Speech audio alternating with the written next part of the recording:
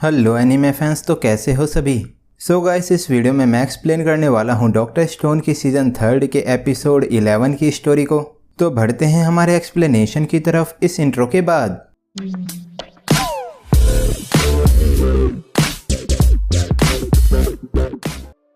तो एपिसोड 11 के स्टार्ट में कोहाकू रात में ट्री के रूट पर जा रही होती है। फिर कोहाकू उस पेड़ की जड़ तक पहुंच जाती है।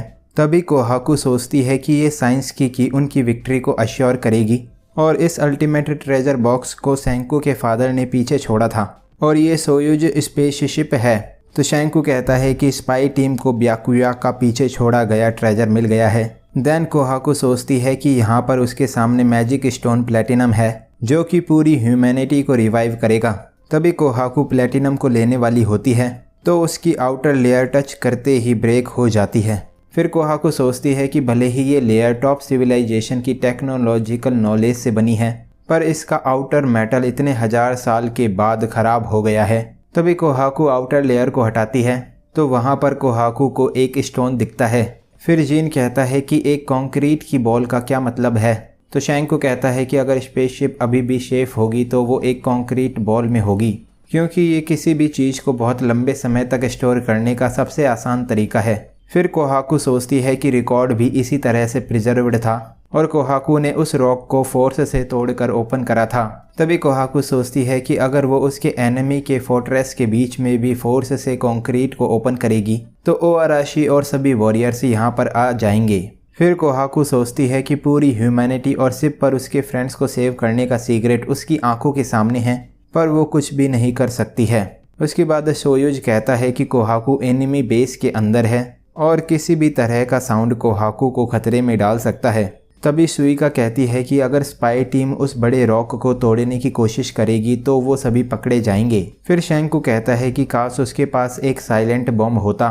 तभी जीन कहता है कि उस मिडिल स्कूलर के पास इतना कन्वीनियंट एसेशियन गैजेट कभी नहीं हो सकता है। तो शेंकू कहता है कि एक्चुअली सच में एक साइलेंट बॉम्ब जैसी चीज़ होती है जो कि रेसिडेंशियल एरिया में बिना किसी नॉइज़ के कंक्रीट को तोड़ने में यूज होती है और इस प्रोडक्ट का नाम ईवन है जिसका technical term non explosive demolition agent है। तभी जीन इस नाम को स्ट्रेट फॉरवर्ड बताता है। फिर शेंकू कुछ वाइट पाउडर को इस लिक्विड में डालने का कहता है। तभी शुइका कहती है कि क्या इन दोनों को मिलाने से एक्सप्लोजन होगा। देन शेंकू वाइट पाउडर को लिक्विड में डालता है तो जीन कहता है कि शेंकू इसे यहाँ पर क्यों कर रहा है। तभी शेंकू कहता है कि ये साइलेंट है पर ये एक्सप्लोड नहीं होता है क्योंकि ये प्लास्टर है। तो जीन पूछता है कि क्या ये आर्ट क्लास में यूज होने वाला प्लास्टर है और शेंकू ने प्लास्टर बनाया होता है। फिर शेंकू स्पाई टीम से पूछता है कि क्या वो उसे सुन सकते हैं और अब उन्हें प्लेटिनम को ट्रेजर बॉक्स से बाहर निकालना है। तभी शेंकू 3 मोटर कार्स को इनर पैलेस में भेजता है तो वॉरियर कहता है कि इस बार और ज़्यादा चूहे आ गए हैं। फिर एक वॉरियर ओआराशी से कहता है कि ये चूहे बहुत स्ट्रेंज हैं और उसने पहले कभी ऐसे चूहे नहीं देखे हैं। तभी अमारिलिस कहती है कि वो ये पूछने में एम्बेरेस्ड फील कर रही है पर उसे मास्टर के लिए डांस प्रैक्टिस करनी है और क्या वो जेंटलमैन्स उसका डांस देखेंगे। तो ओआराशी और वॉरियर्स वहीं पर अमारिलिस का डांस देखने लगते हैं। देन कोहाकू ने अमारिलिस और गिनरो को ओआराशी को डिस्ट्रैक्ट करने के लिए कहा था। फिर एक वॉरियर कहता है कि गिनरो को भी डांस करना चाहिए।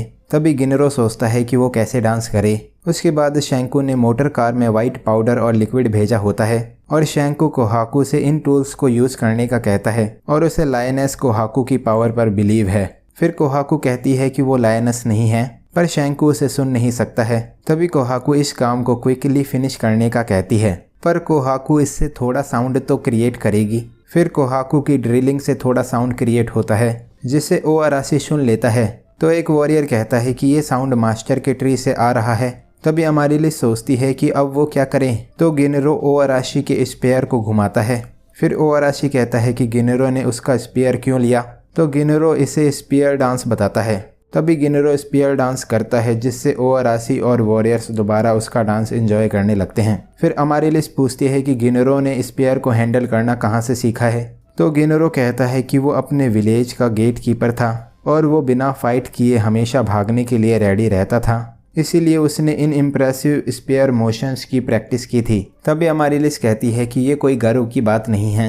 फिर शेंकू कहता है कि जब कोहाकू होल्स को बना ले तब उसे होल में वाइट पाउडर और लिक्विड को डालना है। तभी ग्रीन लिक्विड सल्फ्यूरिक एसिड होता है और वाइट पाउडर एनहाइड्रोस कैल्शियम सल्फेट होता है। देन कोहाकू होल में दोनों ट्यूब्स को डालकर उन्हें ब्रेक कर देती है। तो सैंकू कहता है कि अब कोहाकू को इसे कुछ टाइम तक छोड़ देना चाहिए, जिससे ये होल में मिक्स होकर प्लास्टर बना लेगा। तभी शुएका पूछती है कि उसके बाद क्या होगा। फिर शैंकू कहता है कि प्लास्टर होल में ग्रो करेगा और जब प्लास्टर को कहीं जाने की जगह नहीं मिलेगी तो प्लास्टर अंदर ही फूल जाएगा, जिससे कंक्रीट पर 300 किलोग्राम पर स्क्वायर सेंटीमीटर का फोर्स लगेगा। देन रात में कोहाकू सोचती है कि उसने दोपहर में बम सेट करा था और ये अब रेडी होगा। तभी कोहाकू कंक्रीट पर पैर रखती है, जिससे कंक्रीट टूटने लगता है। फिर ब्याकुया कहता है कि पता नहीं सैंकू को फ्यूचर में किस चीज़ की ज़रूरत होगी, पर वो उसके लिए इन रेयर मिनरल्स को छोड़कर जा रहा है, जो कि सैंकू के लिए उनका ट्रेजर चेस्ट है और इसमें गोल्ड, डायमंड और प्लेटिनम है। तभी ब्याकुया कहता है कि पेट्रिफिकेशन को क्योर करना सैंकू के लिए बहुत आसान होगा। तो सैंकू कहता है कि ये आसान नहीं है डमी, और इसमें बहुत मेहनत और हार्डवर्क लगता है और एक दिन साइंस साइलेंटली स्टोन को तोड़ेगी। फिर कोहाकू कहती है कि उन्होंने ट्रेजर बॉक्स के बोल्डर को ओपन कर दिया है और अगर रूरी की 100 कहानियां सच हैं तो यहाँ पर प्लेटिनम होना चाहिए। तभी कोहाकू प्लेटिनम को खोदकर ढूंढने को कठिन टास्क बताती है और कंक्रीट टूट गया है, पर इसे हटाने में कुछ नॉइज भी क्रिएट होगी। देन कोहाकू एक पत्थर हटाती है, जिससे उस पत्थर का टुकड़ा एक ग्लास की बोतल पर गिरता है, जिससे बहुत नॉइज़ होती है। तभी वॉरियर्स इस नॉइज़ को सुन लेते हैं। तो कोहाकू सोचती है कि कहीं उसने ट्रेजर बॉक्स के अंदर के ट्रेजर को तो नहीं तोड़ दिया है। फिर कोहाकू सोचती है कि नहीं, ट्रेजर सेफ होगा। तभी ग्लास बोतल टूटी हुई होती है और उसकी सैंड बाहर आ गई होती है। तो ओआराशी और वॉरियर्स कोहाकू की तरफ आ रहे होते हैं। फिर कोहाकू कहती है कि इस सैंड की ही वैल्यू है, क्योंकि सैंकू ने भी हमेशा अर्थ के स्टोन फ्रेगमेंट्स को ही यूज़ किया है। तभी कोहाकू कहती है कि उसने अब किंगडम ऑफ साइंस में अपनी जगह बना ली है। फिर एक वॉरियर ओआराशी को पत्थर दिखाता है, तो ओआराशी कहता है कि ये ज़रूर अपने आप ही गिर गया होगा, क्योंकि उन्होंने किसी तरह की हैमरिंग की आवाज़ नहीं सुनी थी। तभी कोहाकू सैंड को लेकर वहाँ से चली जाती है। उसके बाद शैंकू कहता है कि ये मोटर सही नहीं है, क्योंकि एक्सेस लगातार शेक कर रहा है।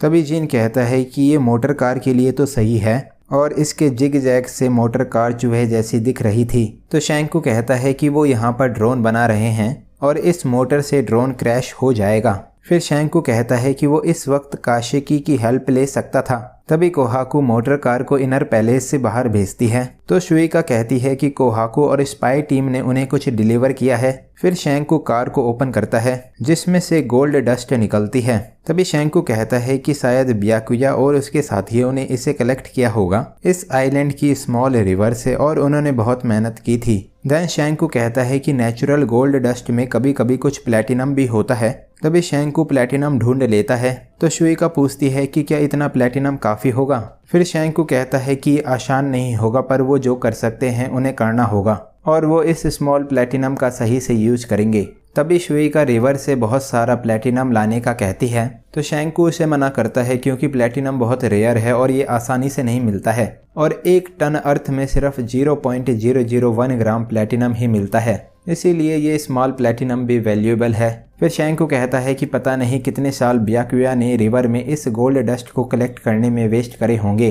तभी शैंकू को बहुत सारे प्लेटिनम के पार्टिकल्स मिलते हैं। तो जीन कहता है कि इसे कलेक्ट करने में ब्याकुया को कई डेकेड्स लगे होंगे। उसके बाद ब्याकुया कहता है कि एक पर्सन है जो कहता है कि अगर वो सिविलाइजेशन को दोबारा से बिल्ड करेंगे तो वो परेशान हो जाएंगे, क्योंकि ह्यूमैनिटी ने अभी तक कई प्रेशियस मटेरियल्स को अर्थ से निकाल लिया है। फिर ब्याकुया कहता है कि अगर वो न्यू सिविलाइजेशन बनाना चाहते हैं तो उन्हें बहुत सारे रेयर मिनरल्स को इकट्ठा करने की ज़रूरत पड़ेगी और ये मिनरल्स फ्यूचर के लोगों के काम आएंगे। तभी ब्याकुया बहुत थक जाता है और सोचता है कि ये मिनरल्स ज़रूर आगे जाकर किसी के लिए यूजफुल होंगे या शायद नहीं भी। तो उसके साथी पूछते हैं कि ब्याकुया क्यों इतनी मेहनत कर रहा है। फिर ब्याकुया खुद को एस्ट्रोनॉट बताता है, जो कि साइंस के फ्यूचर के लिए काम करता है और वो इसे नेक्स्ट एस्ट्रोनॉट के लिए कलेक्ट कर रहा है। तभी शैंकू कहता है कि वो 67,51,02,440 सेकंड से स्टोन बना हुआ है। देन ब्याकुया कहता है कि जब वो हिल ना पाए तो विलेजर्स उसके द्वारा इकट्ठे किए हुए सामान को इस राउंड थिंग के अंदर रख दें। तभी शैंकू सेकंड्स काउंट कर रहा होता है। फिर ब्याकुया रिवर में गिर जाता है और सोचता है कि वो वाटर के सरफेस पर स्पेस को देख सकता है। तभी ब्याकुया अपने लास्ट मोमेंट्स में शैंकू को याद करता है देन जीन कहता है कि पेट्रीफाइड होने के बाद शैंकू सेकंड्स काउंट कर रहा था और उसके फादर इस सैंड को डेकेड्स तक कलेक्ट कर रहे थे, इसीलिए वो दोनों एक जैसे हैं। तभी शैंकू कहता है कि वो दोनों ब्लड से रिलेटेड नहीं हैं। तो शुइका पूछती है कि क्या ब्याकुया उसके फादर नहीं हैं। फिर शैंकू बताता है कि ब्याकुया ने उससे कहा था कि वो उसके फ्रेंड का बेटा है, पर शैंकू इस बात की केयर नहीं करता है। तभी जीन कहता है कि शैंकू और ब्याकुया कनेक्टेड हैं, तो शैंकू ब्याकुया के कई डेकेड्स के लिए उसे थैंक्स बोलता है। फिर शैंकू कहता है कि अब उनके पास प्लेटिनम है जिससे वो infinite petrification revival fluid machine बनाएंगे। उसके बाद इबारा वॉरियर्स के साथ ट्री के रूट पर जा रहा होता है। तभी कोहाकू सोचती है कि ये क्या हो रहा है। फिर एक वॉरियर इबारा को एक ग्लास का टुकड़ा दिखाता है, तो इबारा कहता है कि इनर पैलेस में कोई घुसपैठिया आ गया है। तभी मौज वहाँ पर बैठा होता है। फिर शैंकू एक साइंस एक्सपेरिमेंट करता है, तो शुइका कहती है कि ये सभी लोगों को पेट्रिफिकेशन से फ्री करा देगा।